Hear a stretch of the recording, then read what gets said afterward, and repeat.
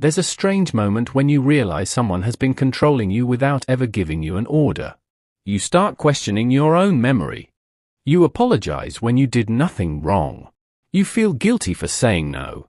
And somehow, every conversation ends with you feeling like the bad person. The scariest part?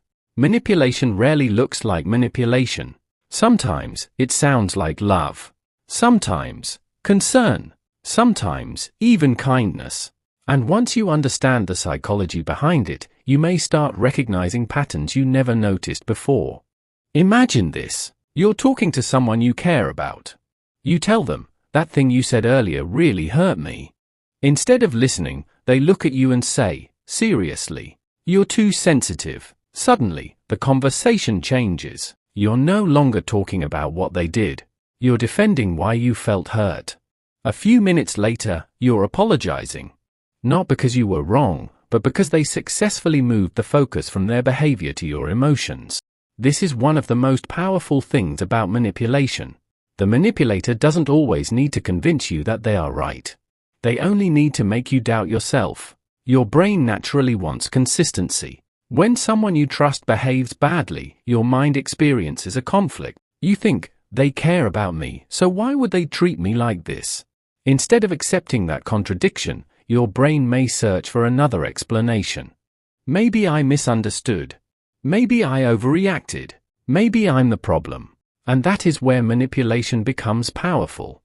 Because when someone repeatedly makes you question your own judgment, they don't need to control every decision. You begin controlling yourself for them. One of the most well-known manipulation tactics is gaslighting. It happens when someone repeatedly denies, distorts, or minimizes your experience until you begin doubting your own perception. You remember an argument, but they say it never happened. You remember what they said, but they say, "You completely misunderstood me." You remember being hurt, but they say, "You're imagining things." One conversation may simply be a misunderstanding, but repeated patterns are different. The danger is not simply that someone lies to you. The danger is that eventually, you stop trusting yourself. Another powerful tactic is guilt. You say, "I can't do that," and instead of respecting your boundary, they respond, "Wow.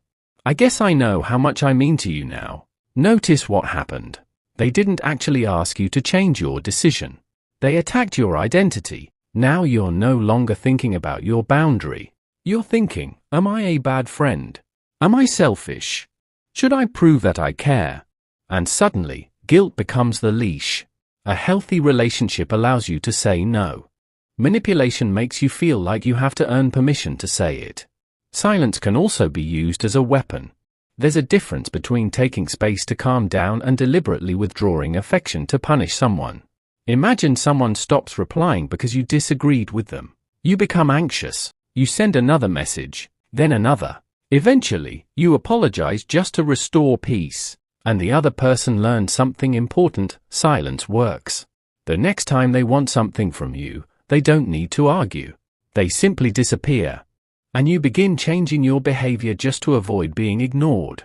Here's where manipulation becomes truly dangerous. It doesn't always destroy your confidence all at once. It happens slowly.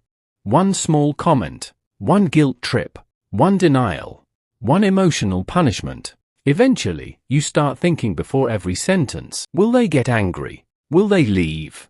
Will they judge me? Should I just agree?" And without realizing it, you stop asking, "What do I actually want?" You start asking, "What do I need to do to keep them happy?" That is the moment manipulation has become internal. They don't have to control you anymore. You are controlling yourself on their behalf. But there's something important to understand. Not every difficult person is a manipulator. People make mistakes. People become defensive. People misunderstand each other. One bad conversation doesn't automatically mean someone is psychologically manipulating you. The real warning sign is the pattern. Does this happen repeatedly? Do they refuse responsibility? Do they punish your boundaries? Do you constantly feel confused, guilty, or afraid around them? Do you feel like you have to become a different version of yourself just to keep the relationship peaceful? If the answer keeps being yes, pay attention, because healthy relationships don't require you to constantly abandon yourself. The strongest defense against manipulation isn't becoming manipulative yourself. It's becoming harder to manipulate. Know your boundaries. Trust patterns, not just promises. Give yourself permission to say no. And when someone makes you question your own worth, pause before immediately believing them. You don't have to win every argument. You don't have to prove that your feelings are valid.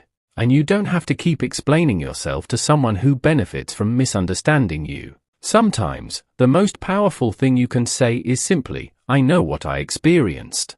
Because the moment you stop handing someone else the authority to define your reality, their control begins to disappear. And sometimes, protecting your peace doesn't mean changing the other person. It means finally realizing that you were never supposed to lose yourself just to keep someone else happy.